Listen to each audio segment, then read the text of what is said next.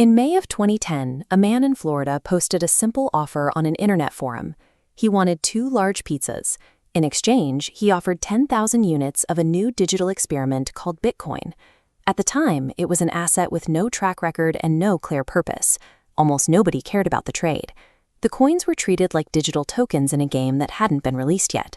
But if you held those same 10,000 units today, they would represent a level of wealth that is difficult to wrap the human mind around. The underlying code is identical to what it was back then. The math hasn't shifted a single decimal point. So, what changed? To find the answer, we have to look past the price charts and the headlines. We have to deconstruct how value is actually engineered from nothing. Strip away the complexity, and Bitcoin is just a new way for humans to keep a record of who owns what. Imagine a single spreadsheet shared by everyone on the planet. It tracks every transaction, but no single person, bank, or company owns the master copy.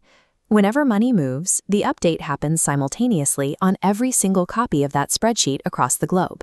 Everyone sees the same truth at the same time. This creates a system where cheating is impossible. If one person tries to alter their personal copy to give themselves more money, the rest of the network spots the lie and automatically ignores it. By making the record-keeping public and unhackable, the code created a foundation where trust was no longer a requirement for commerce. The first 2 pillars of this new value are scarcity and independence. There will only ever be 21 million coins. No government can print more, and no institution can devalue what you hold. The third pillar is accessibility. Because the system lives on the internet, it is theoretically open to anyone, anywhere. It promised to bridge the gap for billions of people who are currently locked out of the traditional banking world. This leads to the final pillar, network effects. Think of a telephone. 1 phone is a paperweight. 2 phones are a conversation. 1 billion phones are a global revolution. Bitcoin became valuable simply because a critical mass of people agreed it was.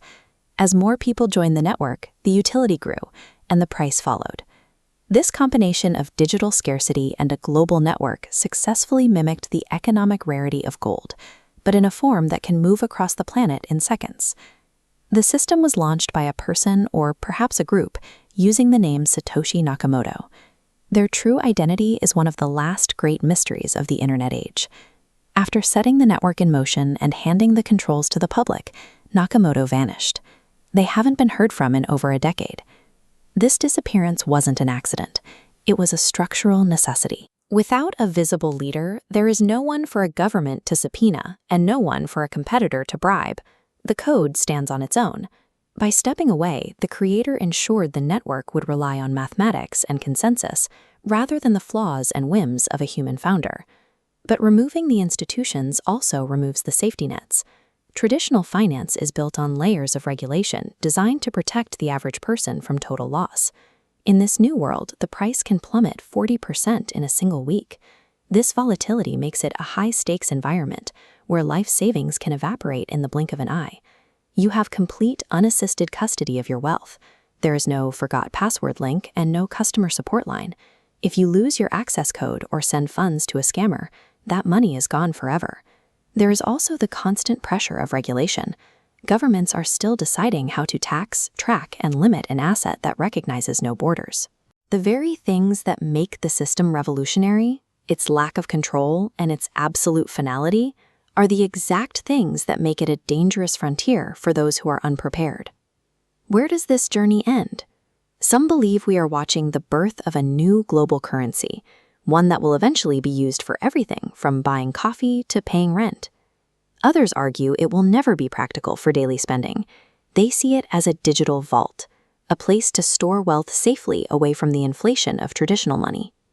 We have watched an idea evolve from a 10,000 coin pizza order into a $1 trillion industry, driven by a global consensus that math can be money. Bitcoin may be digital, but its biggest foundation is still trust. We have simply moved that trust from people in suits to lines of code. If one person can become rich, why do so many people stay poor? That's our season finale.